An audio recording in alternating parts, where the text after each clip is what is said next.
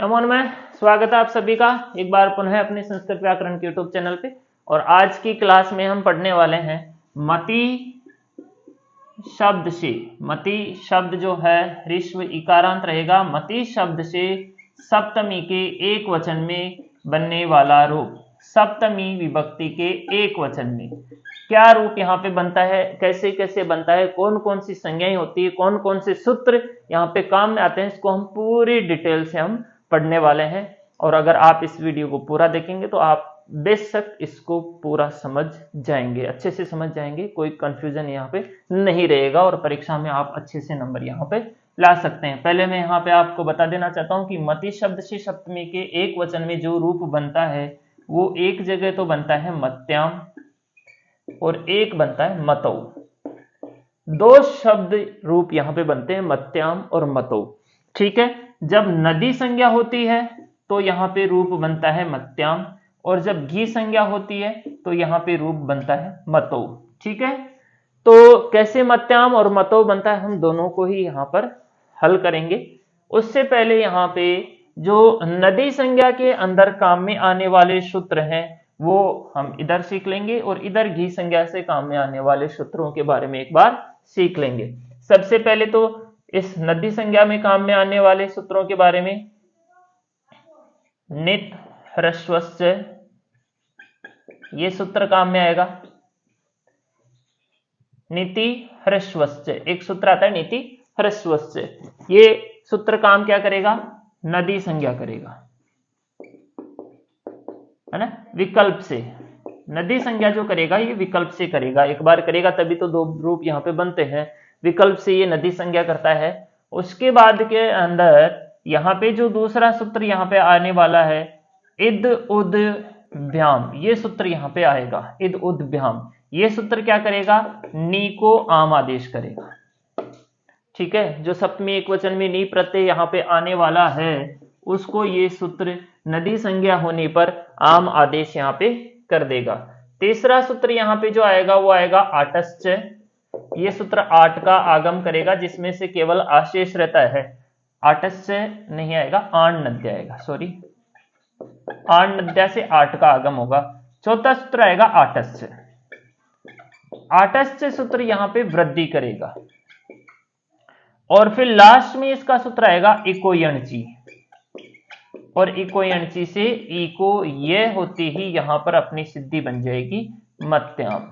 तो ये सूत्र नदी संज्ञा में काम में आने वाले हैं। अब चलते हैं हम घी संज्ञा में। सबसे पहले तो हम इसकी घी संज्ञा करेंगे। तो घी संज्ञा करने के लिए सूत्र हमें लाना पड़ेगा घेशकी शेषो घेशकी सूत्र से हम इसकी घी संज्ञा कर देंगे। जैसे ही हम यहाँ पे घी संज्ञा करेंगे उसके बाद में हमारे पास सूत्र आएगा एक अच्छ घे। अच्छ घे सूत्र क्या करेगा, जो मति का ई होगा एक तो उसको अ करेगा और जो नी प्रत्यय होगा उसको औ करेगा। दो कार्य यहाँ पर करेगा ये, एक तो ई को अ करेगा और नी को औ यहाँ पर करेगा। तीसरा जो सूत्र यहाँ पे आएगा वृद्धि रेची।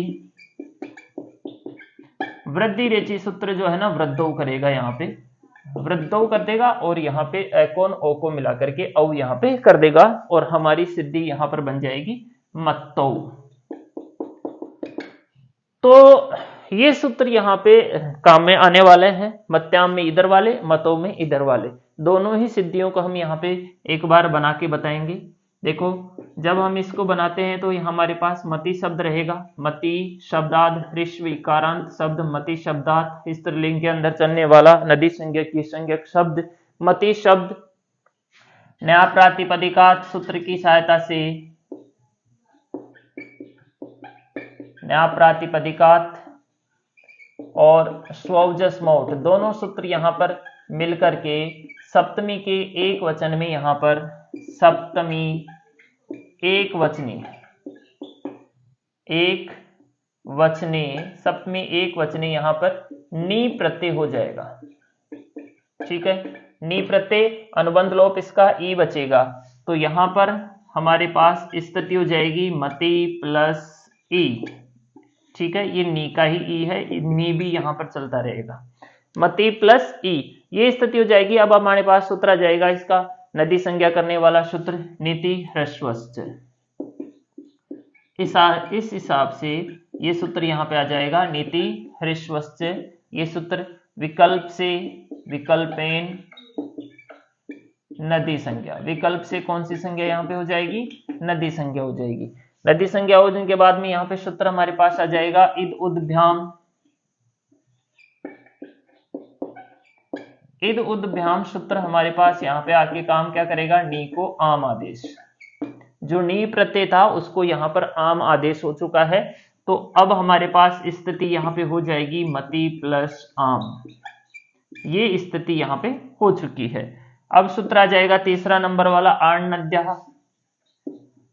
आण नद्यः सूत्र के आने से ये क्या करेगा, 8 का आगम, और 8 आगम में क्या शेष रहेगा, केवल आ, ठीक है। उसके बाद में सूत्र इसके जस्ट नीचे वाला आ जाएगा आटश्च, और ये इसको वृद्धि कर देगा, मतलब कि जो आ का 8 का आ और आम का आ मिलकर के दोनों को ये आदेश कर देगा। स्थिति हमारे पास सेम ऐसे की ऐसे ही फिर बच जाएगी, है ना।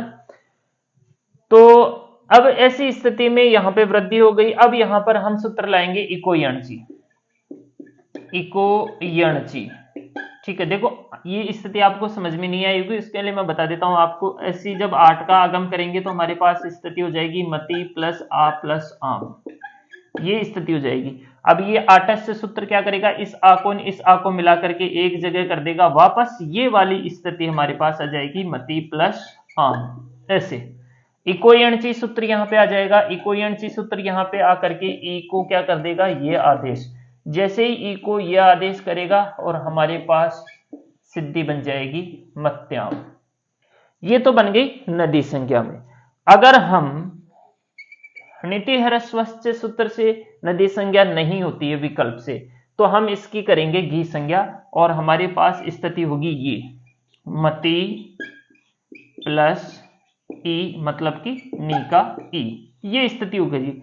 यहाँ पे घी संज्ञा हम कर देंगे, शेषो घी सकी सूत्र से हम घी संज्ञा कर देंगे, और उसके बाद में हमारा सूत्र आ जाएगा अच्छघ्य, जो हरोव के अंदर भी ये सूत्र आया था वही सूत्र यहाँ पे आ जाएगा। ये सूत्र काम क्या करेगा, 2 काम करता है।